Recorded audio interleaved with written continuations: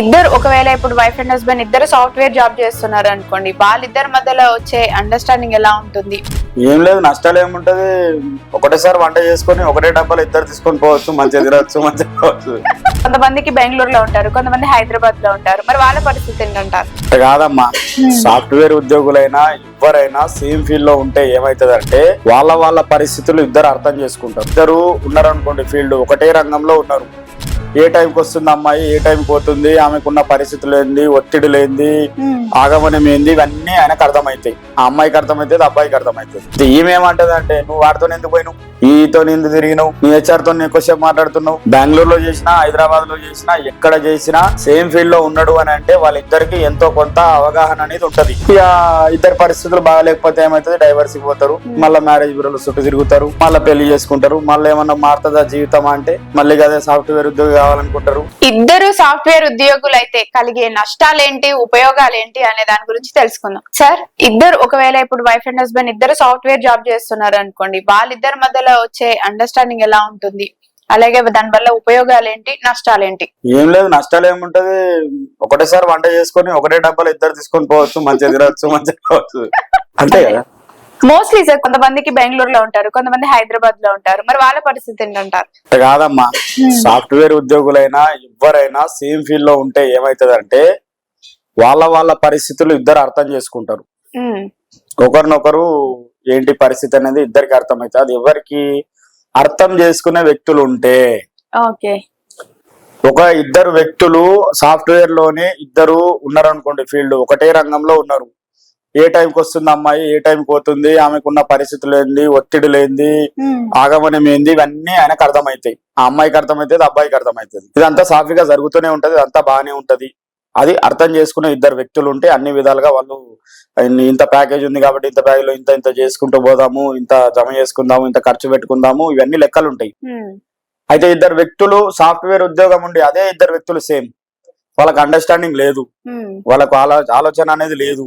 ఈమెమంటది అంటే, నువ్వు వాడితో ఎందుకు పోయినావు, ఆమెతో ఎందుకు పోయినావు, ఈతో ఎందుకు తిరిగినావు, నీ హెచ్ఆర్ తో ఎక్కువసేపు మాట్లాడుతున్నావు, నువ్వు నీ హెచ్ఆర్ తో ఎక్కువ మాట్లాడుతావు చెప్పి భర్త భార్య ఇద్దరు గొడవ పడతారు. వీళ్ళిద్దరికి ఎందుకు గొడవ పడతారు అంటే చెప్పేటోళ్ళు ఉంటారు. బెంగళూరులో చేసినా హైదరాబాద్ లో చేసినా ఎక్కడ చేసినా సేమ్ ఫీల్డ్ లో ఉన్నాడు అని అంటే వాళ్ళిద్దరికి ఎంతో కొంత అవగాహన అనేది ఉంటది. ఆమె ఎక్కడ జాబ్ చేస్తుంది, ఆ డిపార్ట్మెంట్ లో ఎవరు ఉన్నారు, ఈయన ఎక్కడ జాబ్ చేస్తున్నాడు, ఈయన డిపార్ట్మెంట్ లో ఎవరు ఉన్నారు అనేది ఇద్దరికి అవగాహన ఉంటది. అవగాహన ఉన్నదనుకో వాళ్ళకి అసలు అండర్స్టాండింగ్ అనేది లేదనుకో ఏముంటది ఆడ, రోజు సాయంత్రం రాగానే గొడవలు ఉంటాయి. నువ్వు ఆమెతో మాట్లాడినావు, నువ్వు ఈమెతో మాట్లాడినావు, నువ్వు ఆయనతోనే తిరిగినావు, నువ్వు ఆమెతో మాట్లాడినావు, ఇవన్నీ ఏమైపోతాయి అంటే పెద్దగా అయిపోతాయి.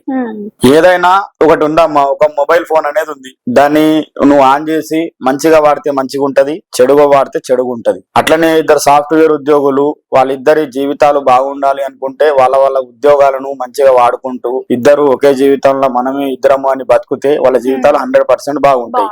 ఏ ఫీల్డ్ లో అయినా పోనీ, అది ప్రైవేట్ సెక్టర్ లో బిజినెస్ కావచ్చు, సాఫ్ట్వేర్ కావచ్చు, ఇంకేదైనా బజ్జీల బండి కావచ్చు. ఇద్దరు భార్య భర్తలు కలిసి బజ్జీల బండి స్టార్ట్ చేసిండ్రు అనుకో, గిరాకీ వచ్చినాక వీళ్ళు ఇద్దరి లోపల అవగాహన సరిగ్గా లేదనుకో, నువ్వెంత అంటే నువ్వెంత చట్నీ ఎక్కేసి ఉప్పు ఎక్కేసి వీళ్ళొల్లి ముదిరా, ఇంకేమన్నా ఇద్దరు సేమ్ ఫీల్డే కదా, ఏముందాడా గొడవ అవుతుంది. గొడవ ఏమవుతుంది, ఉన్న మిర్చీలు కాలిపోతాయి, నూనె గరం అయిపోతుంది, ఉన్న మిర్చిలు కాలిపోతాయి. ఉన్న మిర్చిలు కాలిపోయినాయి అంటే ఏమైతే కస్టమర్లు తిన్నారు. అది అంతే, ఏదైనా అంతే. ఇద్దరు వ్యక్తులు అండర్స్టాండింగ్ అనేది ముఖ్యము. ఆ ఇద్దరు వ్యక్తి లోపల అండర్స్టాండింగ్ ఉంటే అన్ని విధాలుగా వాళ్ళు బాగుంటారు.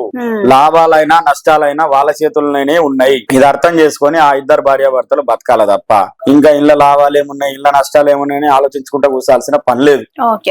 దాని గురించి సపరేట్ చర్చనే అవసరం లేదు. వాళ్ళిద్దరు కలిసి ఉండాలి అనుకుంటున్నప్పుడు ఎవరి మధ్యలో వచ్చినా వాళ్ళే డమ్మీ అవుతారు. ఆ డమ్మీ అవ్వాలంటే మీరిద్దరు కలిసి ఉండాలి, లేదంటే ఇంకో ఆమె రాజ్యం వెళ్తుంది. దానికి ఎవరు ఏం చేయలేదు, అంతే కదా. ఎక్కడైనా అంతే. ఇక ఇద్దరు పరిస్థితులు బాగాలేకపోతే ఏమైతుంది, డైవర్స్ పోతారు, మళ్ళీ మ్యారేజ్ బ్యూరోలో చుట్టూ తిరుగుతారు, మళ్ళీ పెళ్లి చేసుకుంటారు, మళ్ళీ ఏమన్నా మారుతుందా జీవితం అంటే మళ్ళీ అదే సాఫ్ట్వేర్ ఉద్యోగి కావాలనుకుంటారు. ఇంకా మళ్ళీ అంత ఇదైనా కూడా అందరు అట్లనే చేసిన ఆమె కూడా అట్లనే ఉంటది అనుకుంటాడు.